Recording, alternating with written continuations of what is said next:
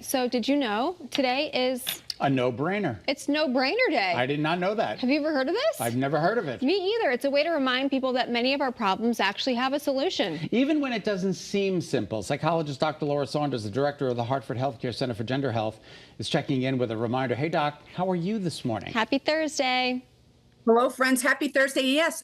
Who knew? It's no-brainer day. No-brainer, when something's easy and simple. So we're taking on no-brainer day as a way to dial it back and find more simple solutions. I think that, whenever there are problem arises, some of them are just, they seem overwhelming. Daunting. And how am I going to fix this? What do you do? Right. The old adage, it's keep it simple, and then the last word, KISS, is the acronym.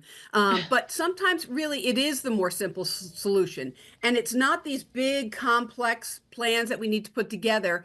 It's finding a solution one small step at a time and doing things that dial back your energy so that you can think more clearly. So in these situations, I think what we're saying is no-brainer. It's kind of like that no-duh moment. Some of the solutions are right in front of your face sometimes, right? How do we see past the fog to see what that solution could be? So that's a great question, Caitlin. And it really is about taking it one step, right? What's the first thing I need to do? Or what's the next thing that I need to do? So really looking at something in its most simple form, and not looking at the whole complex problem. It's what's the thing that's hindering me the most, or what's the thing that's making my life the hardest. Looking at it and try to break it down into its smallest parts and find the no-brainer piece. I'm going to share with you something funny that happened to me on the air this morning. Oh, gosh. Great. So I was taping something for the UConn game tonight, and I did it, but my fly was down. And I'm the only one who caught it. But I started to freak out. I almost had a panic attack. I was like, people are going to see this at the game tonight. I'm going to get in trouble. Blah, blah, blah, blah, blah. It was like a huge mountain of a problem. And then I just simply walked into Adam, our director, and I said, can we redo that? And he said, absolutely. And the problem was eradicated. So the solving was right there in front of my face, but I spent all this time worrying about it and churning this anxiety. Well, and Dr. Saunders, I think what you just said is just kind of take a step back, take a breath, and then it makes it a little easier to see finding Adam. Right. That's kind of like what we talked about last week, which was cognitive distortions, that you went right to catastrophizing instead of just, as Caitlin was saying, taking a step back. Honestly, taking a deep breath is sometimes the best thing that we can do because it sends oxygen to our brain and helps us think more clearly. So you take a deep breath, you take a step back, and you think, what's something that I can do?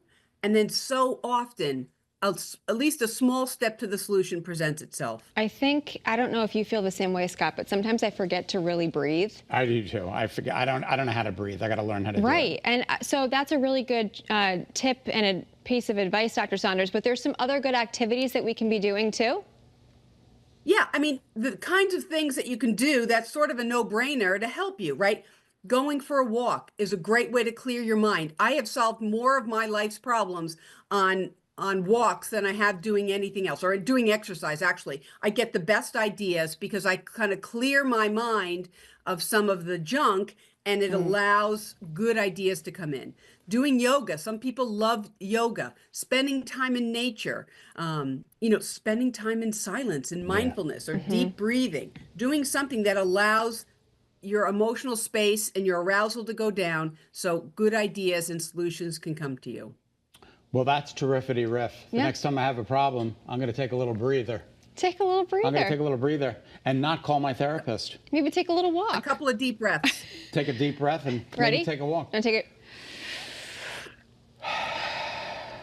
Doesn't it feel better? Thank you, Dr. Laura Saunders. We always appreciate your sage advice. Have a great day. You too.